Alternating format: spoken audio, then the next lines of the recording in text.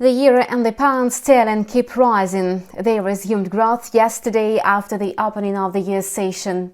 Forex is volatile now as traders are anticipating Jerome Powell's testimony before the Senate. He is expected to provide hints when the Fed may hike the benchmark rate. Some analysts believe that the central bank may raise the key rate even 4 times. On top of that, at its last meeting, the regulator admitted that it could hike the interest rate 3 times. Monetary policy tightening is certainly bullish for the greenback. This is why the trajectory of some currencies may change after Powell's speech.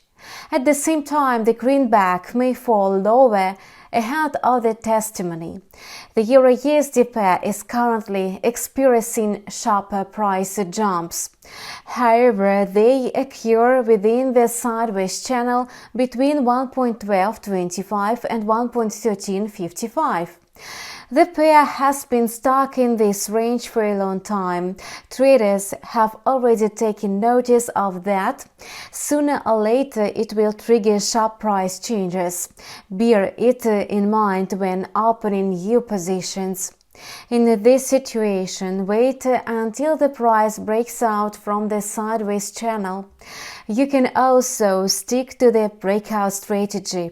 We think that it's the main strategy at the moment, so the pivot points are 1.1220 and 1.1400. Trading is likely to be conducted from these levels in the near future. The pound-dollar pair is trying to break through the resistance level of 1.3600, where the volume of long positions decreased earlier. We can be sure of a breakout when the price consolidates above 1.3620 on the 4-hour chart. If this scenario comes true, the pair may approach 1.3750 or even 1.3800.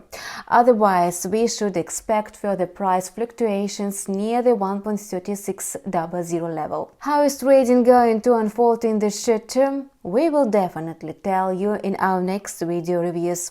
Don't miss them and stay up to date with the latest market news. See you!